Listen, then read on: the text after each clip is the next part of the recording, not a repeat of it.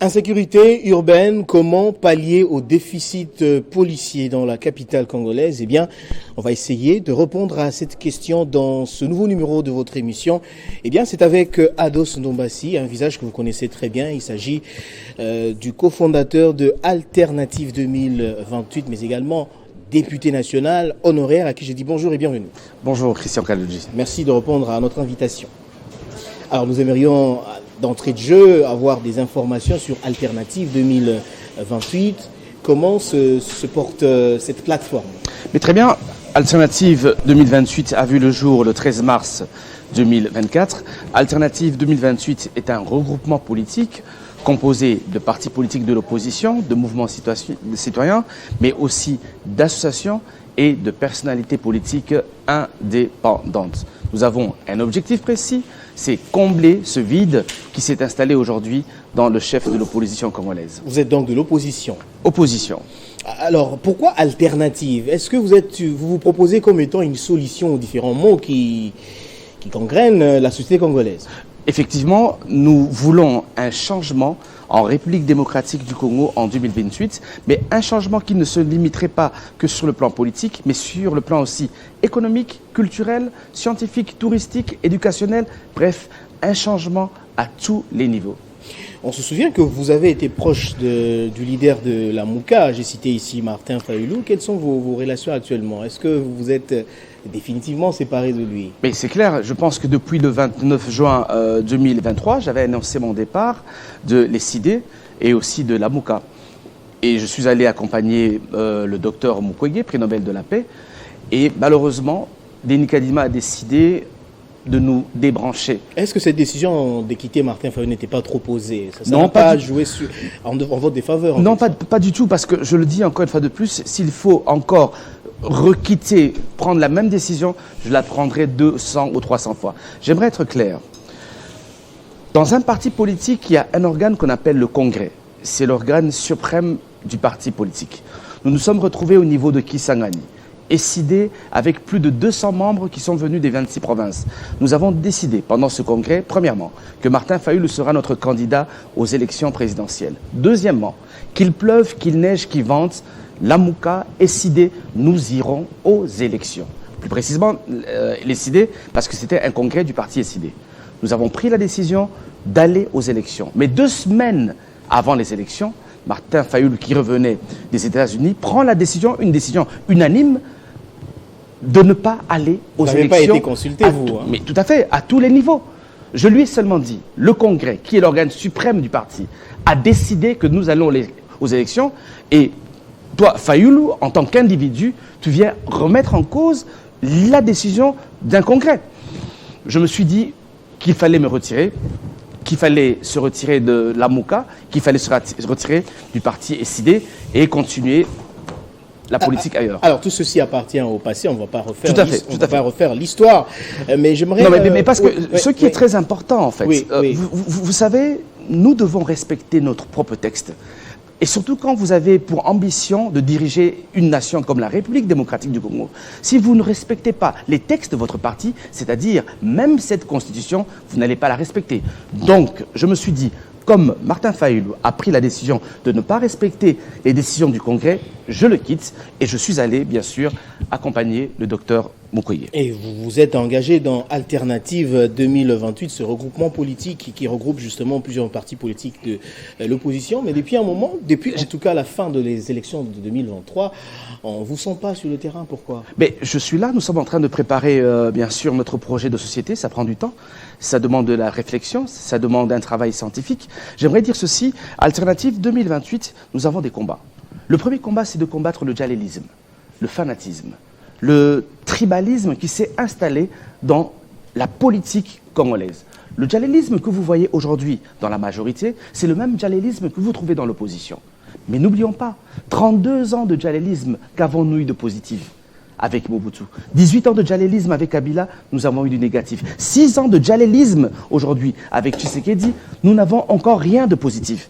Mais pourquoi encore une fois de plus, l'opposition se prépare à nous apporter encore du djihadisme. Donc, notre combat à nous, c'est de tuer ce djihadisme, de tuer le tribalisme. Parce que, encore une fois de plus, oui, le même tribalisme que vous trouvez dans l'UDPS, c'est le même tribalisme qu'il y a aussi dans certains partis politiques. Donc, c'est notre combat. Oui, vous voulez dire par là qu'une fois au pouvoir, vous allez faire différemment les choses. Alors, c'est pas là non, sujet. Déjà aujourd'hui, j'aimerais vous dire, oui, excusez-moi, ça c'est très important, Alternative 2028 a décidé, au lieu de présenter un individu, nous allons présenter un projet de société. Et ce projet de société demandera l'implication de toutes les ethnies, de toutes les tribus, de toutes les provinces de la République démocratique du Congo. Les partis politiques, malheureusement, nous ont détruits. Les partis politiques ont divisé la nation congolaise. Ce que nous voulons aujourd'hui, Alternative 2028, être amener aux Congolais un projet fédérateur, un projet rassembleur pour un nouveau Congo. Est-ce que face à un public, face à une population si pauvre comme celle de la RDC, la population congolaise, est-ce qu'un discours pareil, basé sur les programmes, peut passer? Je pense que dans ce pays, on a proposé à notre peuple de l'eau sale. Vous savez, quand le peuple a soif, vous lui proposez de l'eau sale, il est obligé de boire. Mais quand vous lui donnez le choix de consommer de l'eau sale ou de l'eau propre, je pense qu'il fera le choix en consommant de l'eau propre. Et Alternative 2028, nous sommes de l'eau potable pour ce peuple congolais. Et dans notre projet de société, nous irons secteur par secteur pour trouver, bien sûr, des solutions. Vous savez, le malheur de nos regroupements politiques, le malheur de nos partis politiques, malheureusement, c'est qu'au lieu de nous apprendre à être des vrais citoyens, de nous apprendre à être des vrais patriotes, vous allez voir, dans nos partis politiques, on nous apprend à célébrer l'individu, le djihadisme. On nous apprend à aimer, à placer l'individu au-dessus de la nation. Alternative 2028, excusez-moi, oui, a décidé, bien sûr, de placer d'abord un projet de société qui, bien sûr, mettra la nation en avant. Alors, on va entrer dans les vifs du sujet. Insécurité urbaine, comment pallier au déficit policier? Vous avez mené des enquêtes qui ont abouti à des résultats. Avez-vous décelé des failles dans la police congolaise? Mais énormément des failles. Premièrement, vous allez remarquer que le taux de criminalité est élevé. Aujourd'hui, dans la ville de Kinshasa, toutes les circonscriptions sont touchées. Funa, Tchangou, Moamba, Lukunga, toutes les communes, les 24 communes aujourd'hui sont touchées par le banditisme urbain, mais surtout par un taux de criminalité très élevé. Et nous avons fait le constat qu'il y a un sérieux problème. Dans les sous-commissariats, il n'y a presque pas d'éléments de police. Il y a certains commissariats, vous y allez, vous trouvez 2, 3 éléments de police. Et quand la population a un problème, elle se dirige vers le sous-SIAT, malheureusement, elle reçoit une réponse négative, c'est-à-dire nous n'avons pas assez d'éléments, nous n'avons pas de munitions, nous n'avons pas d'armes, donc nous ne pouvons pas intervenir. Et ces Koulouna, ces bandits de grand chemin, bien sûr, célèbrent leur victoire, bien sûr, en présence de la police congolaise. Chose anormale. Qu'est-ce qui explique cela? Mais je peux vous cette dire... absence des policiers, d'un nombre important des policiers dans nos sous-SIAT. Plusieurs facteurs. C'est pour vous dire déjà que l'État est absent, et ce n'est pas normal, mais vous allez constater aussi que dans les sous-SIAT aujourd'hui, le policier, au lieu de se concentrer à sécuriser les Congolais, il sécurise aujourd'hui les parkings des mototaxis, des moto-ketch et d'autres véhicules. Ça, c'est réel. Hein? C'est devenu un business, vous comprenez? Donc, il faut combattre cela. Le policier a pour objectif de sécuriser les Congolais, et c'est bien. Malheureusement, il sécurise les taxis moto, appelés communément Wewa, il sécurise des taxis ketch et d'autres véhicules, pour demain apporter un petit rien à sa famille. Donc, autre chose. Le constat est celui-ci, et il est déplorable, bien sûr, que les policiers aujourd'hui sont cantonnés chez des autorités ou des personnalités politiques. Vous êtes directeur général d'entreprise, vous avez au minimum 20 policiers à votre charge. Vous êtes ministre... 20 policiers. Il y a certains... Vous en avez vu, vous, des autorités... Je vous ai dit qu'on a fait une enquête... Ce nombre important des policiers. Je vous ai dit qu'il y a eu déjà avoir 10 policiers... L'enquête se base sur quoi? Sur des témoignages? Sur des témoignages. Nous sommes allés sur place. Nous-mêmes, nous avons fait un constat que plusieurs autorités congolaises sont surprotégées. Et ce n'est pas normal. Certains ministres ont 20 policiers. Pendant qu'un sous-commissariat qui a pour objectif de protéger 2000 à 3000 personnes n'a que 2 éléments. Mais une seule personne avoisine les 20, certains 30, 40. Je peux vous dire, il y a même certains vices premiers ministres qui ont 100 policiers à leur disposition. Vous soulevez une Chose problématique anormale. Vous soulevez une problématique réelle. Parce que c'est ce que nous vivons dans la capitale congolaise, mais également dans d'autres provinces également. Mais à qui incombe la faute? Mais aujourd'hui, nous avons adressé une lettre ouverte. Alternative 2028 a adressé une lettre ouverte au vice-premier ministre, ministre de l'Intérieur, Sécurité et Affaires coutumières, qui, bien sûr, a la charge de la police congolaise. Donc, c'est à lui, bien sûr, d'y remédier le plus rapidement possible. Donc, votre réponse, c'est l'État congolais qui doit, bien sûr, réorganiser le secteur sécuritaire à Kinshasa, mais dans toute l'étendue du territoire congolais. Autre élément révélé par vos enquêtes. Autre élément. Mais, en dehors de ce que vous venez de dire. Autre chose, vous allez constater aussi que la police mobile d'intervention rapide, comment je peux dire, manque de logistique, n'a pas de jeep. Et vous allez remarquer aujourd'hui que les jeeps de la police font escorte des autorités ou des personnalités politiques en République démocratique du Congo. Nous sommes un pays à cortège, sous d'autres cieux. Quand vous entendez une sirène, c'est soit une ambulance, soit c'est la police, soit c'est les sapeurs-pompiers. Mais ici, dès que vous entendez une sirène, c'est un Mokonzi qui passe. Je pense que c'en est de trop. La police d'intervention rapide, mobile, est incapable d'intervenir par manque de jeep. Mais vous allez remarquer que tous les vice-premiers ministres, certains ministres d'État, ont tous des jeeps de la police. Ce n'est pas normal. C'est pour cela que nous interpellons le vice-premier ministre de l'Intérieur, mais aussi le responsable de la police. À vous entendre parler, vous voulez dire que tout est à refaire dans la police. Mais quelle est votre approche? Quelle est votre offre? Qu'est-ce que vous proposez en termes d'alternative? Parce que vous êtes très bien. Alternative 2028. Vous êtes vous avez épinglé plusieurs cas concernant la police congolaise qui prouve qu'il y a beaucoup de failles. Mais qu'est-ce que vous proposez en termes des solutions palliatives? Vous savez, déficit policier? Nous avons un travail que nous sommes en train de faire au niveau d'Alternative 2028 parce que très bientôt nous allons présenter notre projet de société et sur la partie sécuritaire, plus précisément sur la police congolaise. Nous demandons ceci, plus de recrutement du côté police. Nous avons aujourd'hui plus de 100 millions d'âmes en République démocratique du Congo qui devraient être sécurisées. Donc, nous devons avoir au minimum plus de 400 000 policiers dans notre police congolaise. Mais premièrement, qu'est-ce qu'il faudrait? Il faudrait mieux recruter, bien sûr, les policiers. Celui qui veut venir dans la police, au minimum, qu'il soit... Mieux recruter signifie c'est-à-dire se baser sur la méritocratie. Déjà, avoir au minimum un diplôme. Il est anormal d'avoir le Koulouna d'hier qui devient le policier d'aujourd'hui. Ce n'est pas normal. Ce sont des cas qu'on retrouve dans notre plusieurs cas. Donc, ce que nous voulons aujourd'hui, c'est avoir une police responsable, c'est-à-dire à partir du recrutement. Qu'est-ce qui arrive? Je vais vous prendre au mot. Oui. Qu'est-ce qui arrive lorsqu'on recrute les Koulouna d'hier dans la police? Qu'est-ce qui arrive? C'est quoi la conséquence? C'est le désordre total. C'est le désordre total et ce sont des policiers qui deviennent des meurtriers, malheureusement. En tant que Koulouna, il n'avait qu'une machette, mais cette fois-ci, vous lui donnez une arme. C'est-à-dire, ça devient un bandit de grand chemin. Donc, ce que nous voulons aujourd'hui, un meilleur recrutement, diplômé policier, ok. Deuxièmement, former les policiers. Il faut bien former les policiers. Troisièmement, donner une bonne logistique aux policiers. J'ai toujours dit que la Kalachnikov n'est pas une arme appropriée pour la police congolaise. La police a besoin des armes non létales. Quatrièmement aussi, nous demandons à ce que le policier congolais soit mieux rémunéré. C'est-à-dire au minimum 400 $ par policier. Et enfin, ce que nous avons dit... Est-ce que la RDC... Allez-y. Et en cinquième point, en cas de bavure policière, la police est obligée d'indemniser les personnes. Vous savez, nous avons perdu un jeune frère qui s'appelle Rossi Mukendi, qui est décédé, tué par la police congolaise. Mais Rossi Mukendi doit être indemnisé par l'État congolais. Nous avons Thérèse Kapangala, qui a été tuée par la police congolaise. Donc, Thérèse Kapangala, sa famille doit être aussi indemnisée.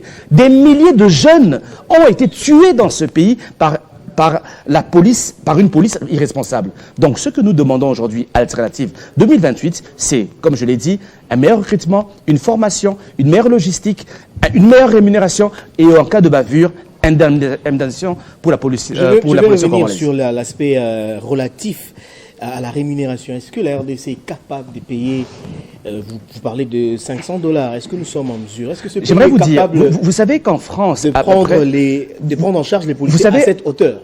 En France, les contraventions vont jusqu'à 5 milliards d'euros. Vous comprenez? Malheureusement, dans notre pays, les contraventions, les amendes vont où? Dans les poches des autorités militaires. Ce que nous voulons aujourd'hui, c'est instaurer des banques où les contraventions pourraient être, bien sûr, soldées par un contrevenant. Est-ce que la réduction du train de vie de l'État pourra permettre, par exemple, d'augmenter les salaires des agents? Mais je voulais dire, non, je pense que j'aimerais dire ceci. Il faut savoir ceci. Aujourd'hui, si vous avez 50 policiers qui sécurisent une seule personnalité, si vous récupérez 40 policiers, vous les placez peut-être dans 6 ou 7 et le mal est déjà atténué. Vous comprenez? Donc, je pense qu'il est possible de mieux payer la police. C'est question d'organisation en République démocratique du Congo. Et c'est le travail que nous allons présenter dans quelques jours lors de la sortie de notre projet de société alternative 2028. Alors, j'aimerais qu'on puisse parler également, avoir votre point de vue, parce que vous faites partie de l'opposition, sur des questions d'ordre social. Aujourd'hui, il y a la question du taux d'échange, il y a l'inflation. Quel est votre avis par rapport à tout ça? Mais j'aimerais dire ceci. Je pense que, comme le dit notre hymne national, par le labeur, nous bâtirons un pays plus beau qu'avant. Nous devons travailler. Malheureusement, nous ne travaillons pas assez.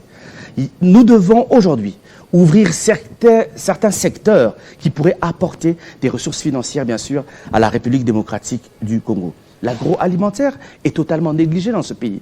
Mais l'agroalimentaire pourrait rapporter des devises à la République démocratique du Congo pour atténuer, bien sûr, ce choc du dollar. Il y a des secteurs comme le tourisme. Je vous prends un exemple. Le tourisme en France rapporte 100 milliards d'euros. Mais nous avons un magnifique pays. Nous sommes un pays touristique. Nous avons une vocation aussi touristique. Mais malheureusement, il n'y a aucun investissement qui est fait dans ce secteur-là. Vous avez la culture qui, en France, rapporte 60 milliards d'euros. 1 million d'emplois. Donc aujourd'hui, si nous investissons dans le secteur culturel, dans le secteur touristique, dans le secteur de l'agroalimentaire, je peux vous dire que ce sont des secteurs qui peuvent amener des ressources et augmenter bien sûr l'assiette fiscale dans notre cher beau pays. Je souligne que vous êtes également opérateur culturel. D'ailleurs, avant d'être député, vous avez exercé dans le secteur culturel.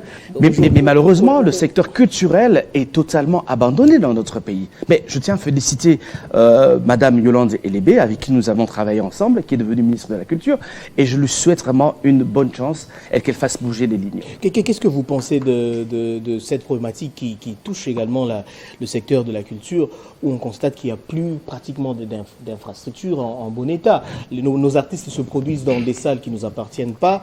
Je cite ici le centre Wallonie-Bruxelles. Nos propres salles à nous, salle Monguita, salle des Eaux, sont en mauvais état, à l'abandon total. Pensez-vous que l'État devrait aussi redoubler d'efforts dans ce secteur? Nous avons un problème dans notre pays, c'est ce qu'on appelle Boukalia. Le Congolais, c'est Boukalia. Okay? Le Congolais ne construit pas. Le Congolais ne plante pas, ne cultive pas. Il veut juste amasser, il veut juste moissonner. Je vous l'ai dit, il y a des secteurs comme le tourisme. Mais oui, le tourisme peut rapporter énormément, mais vous devez investir dans le tourisme. La culture, c'est pareil. Vous voulez que la culture vous rapporte de l'argent, vous devez investir dans les infrastructures culturelles. Malheureusement, vous allez voir que l'État congolais est totalement absent. Et vous allez même voir que les grands espaces culturels congolais ont été construits par des étrangers. Le musée national a été construit par la Corée du Sud. Vous avez le Palais du Peuple qui est un espace culturel avant d'être un espace politique. Le Palais du Peuple a été construit par qui? Par la Chine, malheureusement. Il y a une grande salle qui est actuellement en construction. En construction, construite par qui, encore une fois de plus? Par la Chine. Vous comprenez? Oui. Donc c'est comme si aujourd'hui, la culture congolaise est portée par l'extérieur. Ce que nous voulons aujourd'hui, c'est que l'État comprenne que sa culture, c'est comme le sang. C'est à nous, bien sûr, d'investir dans notre culture, au lieu que ce soit les étrangers qui le fassent pour nous. Alors, Ados Nombassi, cette émission touche pratiquement à sa fin. Est-ce que vous avez quelque chose à ajouter au-delà de ce que vous avez dit par rapport à notre thématique? Je signale insécurité urbaine, comment pallier au déficit policier à Kinshasa. Qu'est-ce que nous pouvons retenir par rapport à l'approche abordé dans vos enquêtes? J'aimerais juste dire, dans notre hymne national, il est dit « Nous peuplerons ton sol et nous assurerons ta grandeur ». Nous avons un grand pays, nous avons un grand peuple, 100 millions d'habitants, c'est-à-dire que nous avons peuplé le Congo. Il est temps d'assurer la grandeur de la République démocratique du Congo. Il n'est pas normal d'avoir aujourd'hui une insécurité grandissante en plein Kinshasa. Mais je ne vous parle pas des 26 provinces. Les gens m'ont appelé, les gens se lamentent. Il y a certains endroits de la République démocratique du Congo où il y a des avions qui montent, des hélicoptères qui montent et qui descendent sans la présence des agents de migration, sans la présence des agents de douane, sans la présence de la NER, sans la présence des militaires, ni de la police congolaise. Donc c'est pour vous dire aujourd'hui que nous avons hérité malheureusement d'un peuple qui n'est pas sécurisé. Donc il nous faut un grand travail sécuritaire, plus de policiers mieux formés pour mieux sécuriser le peuple congolais, les Kinoises, mais toute la République démocratique du Congo. Tout est bien clair. Voilà qui met fin à cette émission. Je vous remercie. Mais pour ceux qui sont intéressés, bien sûr, à adhérer à Alternative 2028, oui, allez-y. Ils peuvent aller sur notre site alternative-2028.com. alternative-2028.com ou écrire sur le numéro 099 99 11 972. Y a-t-il des conditions où se trouve votre siège? À Matongé, sur l'avenue Boubourou, numéro 10, près de l'école Monseigneur Moquet. Mais sinon, ils peuvent écrire juste un petit WhatsApp, on va les répondre. 099 99 les conditions 972. Les conditions d'adhésion, il n'y en a pas? Tout se trouve dans notre site internet alternative-2028.com. Ados Ndombasi, je rappelle que vous êtes ancien député national, mais également cofondateur de Alternative 2028. Vous étiez l'invité de notre émission. Merci d'avoir répondu à notre invitation. Merci beaucoup.